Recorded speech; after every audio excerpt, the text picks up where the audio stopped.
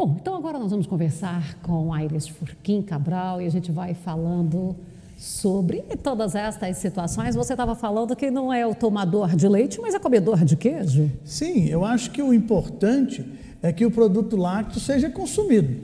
Agora, a forma... O processamento ou in natura? E eu acho muito importante, por exemplo, você mostrar que esse é um produto originário do campo e que ele tem uma perspectiva de uso a mais diferente possível. Você pode usar leite em mais de 200 tipos diferentes de processamento.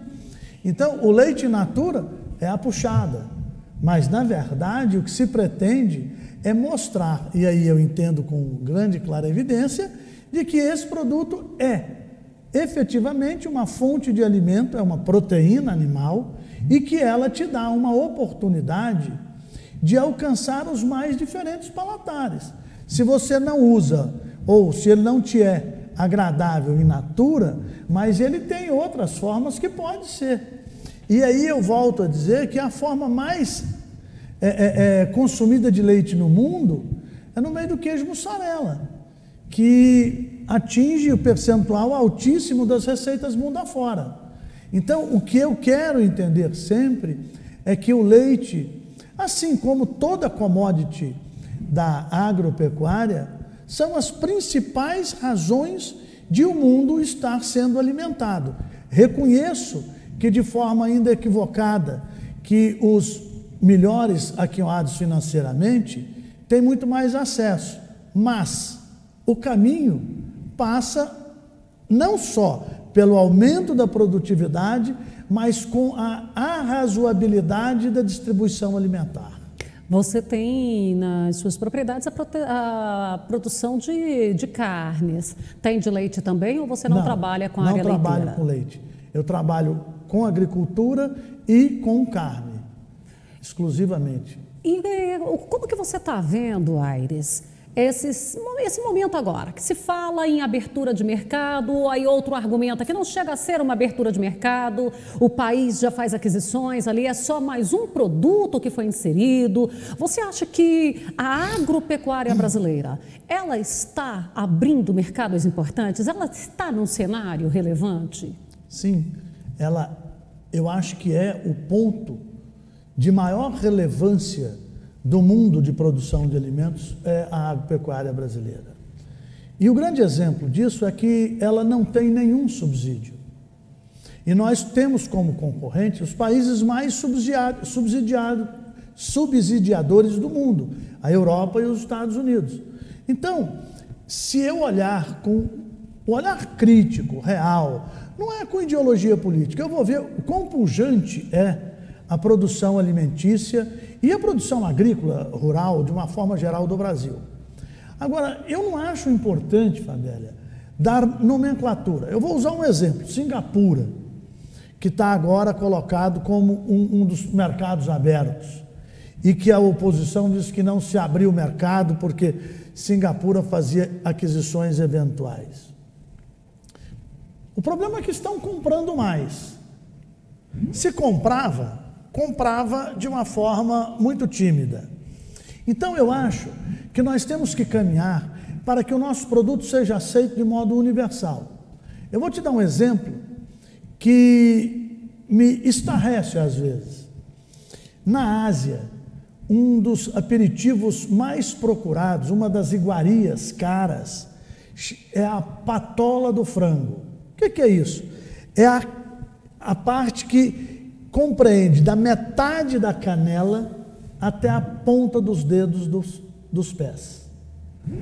Isso aqui, na maior das vezes, é transformado em algum tipo de farinha de carne ou de farinha de osso para uso alimentar animal. Lá é caríssimo. Nós temos uma única empresa no mundo que consegue vender isso na Ásia, que é a Dreyfus. Agora, nós precisamos entender que nós temos o maior em quantidade e o melhor em carne dos frangos. Então, a nossa patola é riquíssima. Ela tem colágeno de sobra, ela tem musculatura forte, ela tem uma pele rica e tem um pouquinho de carne. Isso que eu quero que nós possamos entender as mais diferentes partes da commodity. Se nós fracionarmos, por exemplo, a commodity carne de frango, nós vamos ser melhor remunerados. Hoje nós temos um outro problema que nós já tínhamos comentado aqui há algum tempo.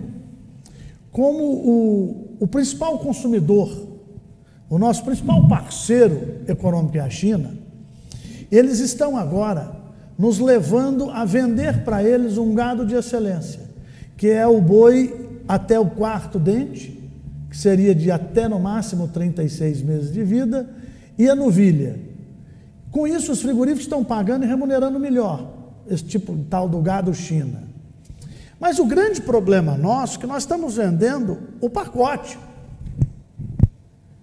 E, enquanto que, na verdade, nós teríamos que estar vendendo a carne já subdividida. Então, por exemplo, quando eu vendo o pacote, eu divido o boi em 4 partes, 2 traseiros e 2 dianteiros.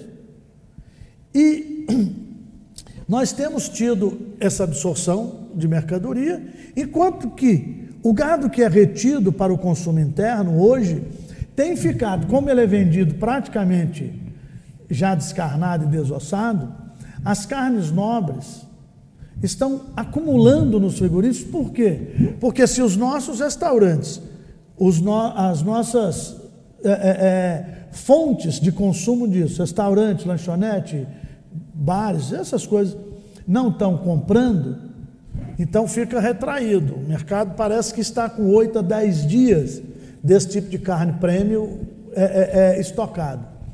Então, o mais importante é vender, mas nós temos que começar a vender fracionado, porque isso faz com que a commodity seja mais valorizada. Nós já somos o maior do mundo em carne, quase o maior do mundo em soja, praticamente o maior do mundo em milho.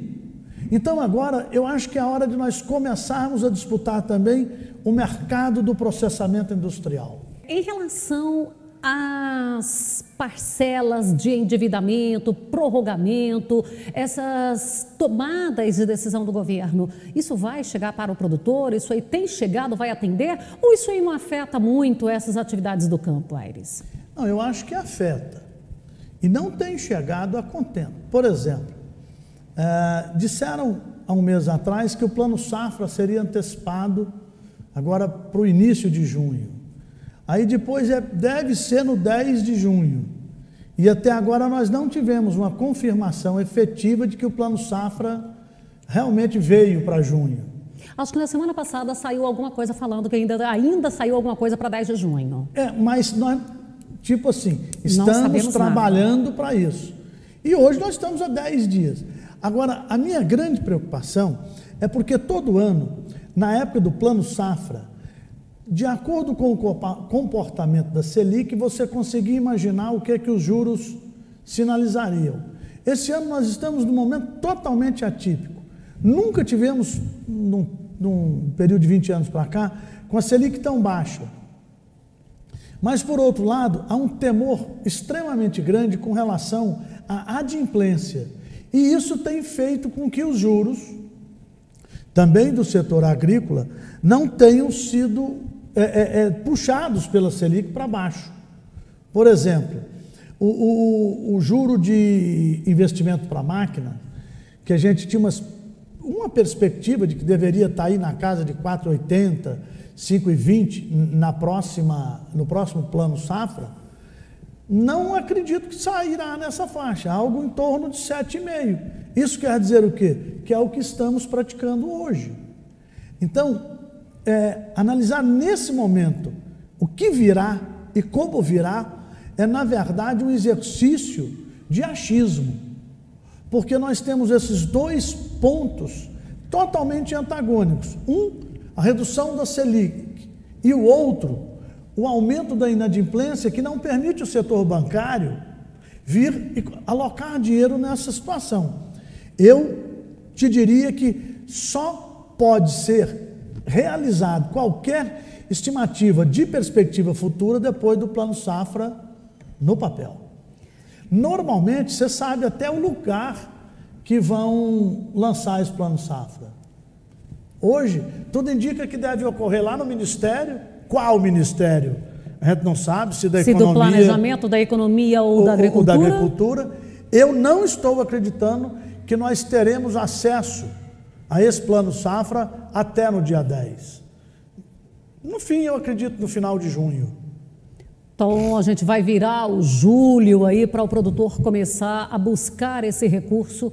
Sim. Nas instituições financeiras. Sim, e acredito que as instituições financeiras não públicas serão muito mais exigentes do que são hoje. E aquelas parcerias, você acha que elas também, porque tem aquela que eu vou ali na cooperativa, que eu vou ali na empresa, na distribuidora que eu já faço, você acha que isso aí vai ser o diferencial de novo para o produtor? Ele vai continuar? Sem sombra de dúvida, aquele produtor que não tem uma liquidez, como os bancos falam, a olhos nus, se ele não tiver a capitalização, só na parceria, entregando de forma até absurda, com datas preferencial para o recebimento do parceiro, antes até mesmo das datas aprazadas para a colheita, para gerar uma garantia. E isso, de uma forma ou de outra, gera um aumento de custo para a produção. Então, eu não posso imaginar que essa parceria seja maléfica. Não, ela não é.